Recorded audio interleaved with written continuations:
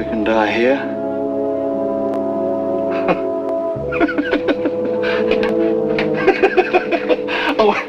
Oh, we can die in that thing. What's the matter? Haven't you any curiosity left?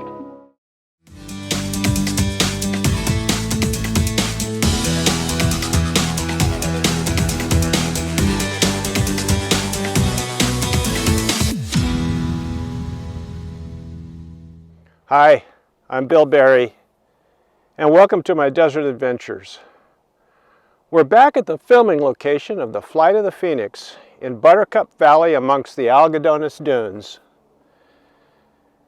When co-pilot Lou Moran, played by Richard Attenborough, asked if you want to die here or die in that thing, who would have thought that the Phoenix P-1 would be the last plane that Paul Mantz would fly?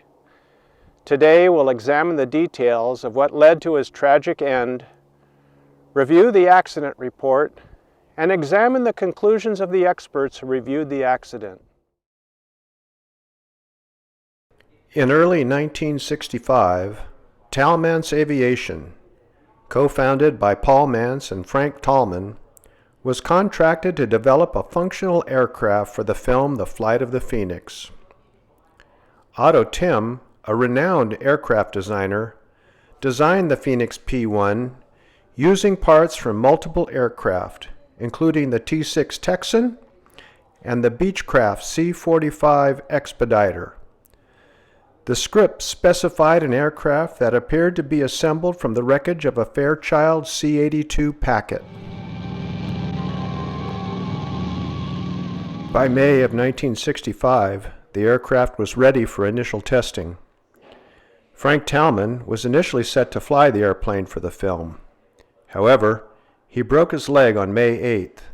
On May 10th, Tallman asked Paul to take over. The plane needed to be ready by June 19th. On June 17th, Mantz was ready to test fly the Phoenix at Orange County Airport, but he was not able to get it off the ground due to problems with the wheels, skids, and the lifting of the tail. After adjustment to the trim and larger wheels, he tried again on June 24th, but had to abort takeoff because the nose wanted to dive into the tarmac. He decided to do all future testing at the Yuma airport and had the plane trucked to Yuma on June 25th. On June 26th, the plane was reassembled and a studio team painted and aged the aircraft to match the prop plane. Mantz coordinated with the control tower, FAA inspectors, and arranged for a Marine rescue helicopter for safety during flights. On June 27th, Mantz prepared for another high-speed taxi test with the potential of conducting a test flight. As the Phoenix accelerated down the runway, it was observed swaying from side to side, emitting smoke from the landing gear, and its tail was lifting off the ground. Mantz aborted the test and later explained that the wheels were rubbing against the skids, functioning as brakes. He noted that the aircraft was so nose-heavy that it wanted to tip forward. The skids were modified to accommodate the larger wheels and tires, and on the next day Mantz failed again. He concluded that the horizontal stabilizer was excessively large, generating too much negative lift, and causing the nose to be pushed down. He consulted with Otto Timm, and they decided to shim the horizontal stabilizer by 1.5 inches to alter its angle of incidence. After 2 aborted takeoff attempts on June 29th, and adjustments made by his mechanics, he finally flew the plane around the Yuma airport.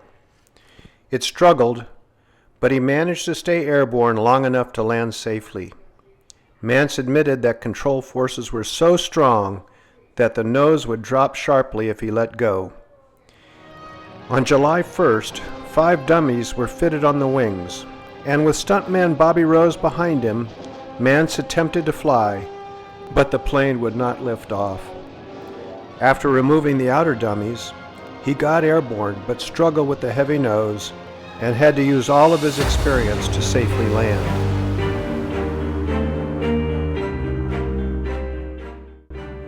On the morning of July 2nd, The Phoenix hit hard upon landing, buckling the gear.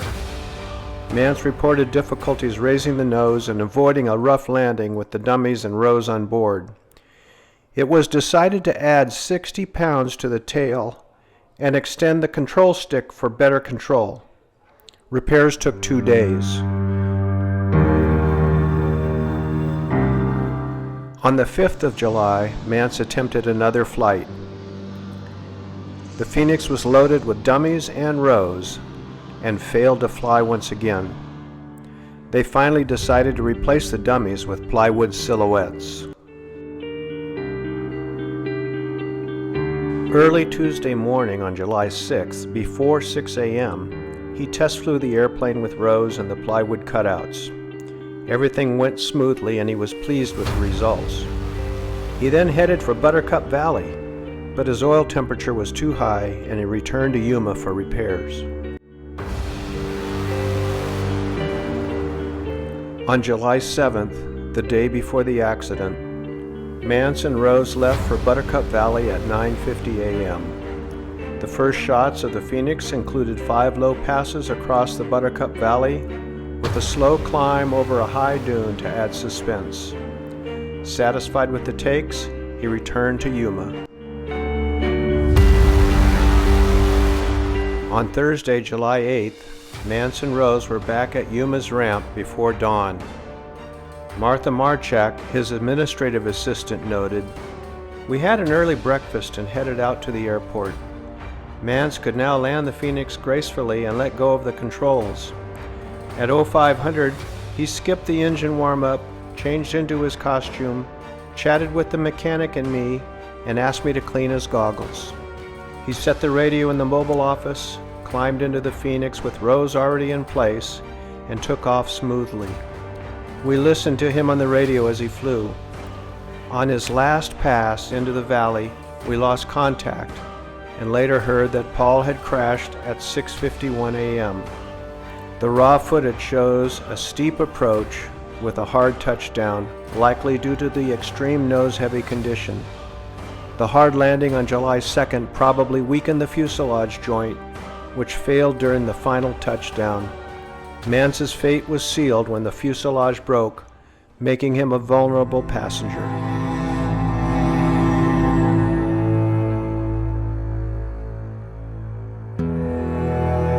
The accident investigation revealed that the right landing gear had evidence of hard landing damage. The landing gear was designed with rigid struts, transmitting landing loads to the fuselage without significant dampening. Investigations by aeronautical and aerospace engineers concluded that the wood longerons failed under tension due to overloads. That 60-pound lead weight in the tail section was found to have directly contributed to the overload, as did the drag force transmitted to the fuselage by the landing gear upon encountering that soft sand. The prior hard landing was also considered a possible contributing factor to the failure. The Civil Aeronautics Board investigation also revealed that Paul had a blood alcohol level of 0.12. The board concluded the probable cause of the crash was that Mantz misjudged his altitude and was impaired by alcohol. Friends and family contested his alcohol use. Martha Marchak mentioned they had cocktails at a restaurant before dinner that night. Mantz then went to his hotel room for a good night's sleep. The next morning, he appeared rested and alert. Marchak stated that she was with him constantly before takeoff and knew that he hadn't had anything to drink. She said that he seemed sharper than ever that morning. Mantz had a reputation as a drinking pilot, and numerous accounts describe him drinking while flying. But there was the possibility that his blood alcohol level increased post-mortem due to environmental conditions and the way his remains were handled after the accident. Paul Mantz was an outstanding pilot who, even at the age of 61, could outperform many. On his last pass, he may have misjudged slightly or been fighting to control the nose-heavy Phoenix, relying on engine power and small pitch adjustments without flaps. His options were limited once he committed to the approach, leading to the unfortunate accident. It was a sad end for a skilled and respected aviator. I hope this clears up many of the questions raised in our last episode. I recently found a new mystery aircraft that was exposed by the receding waters of the Salton Sea. We'll try to unravel that mystery in our next episode. If you enjoyed this one, please like and subscribe, and thanks for watching.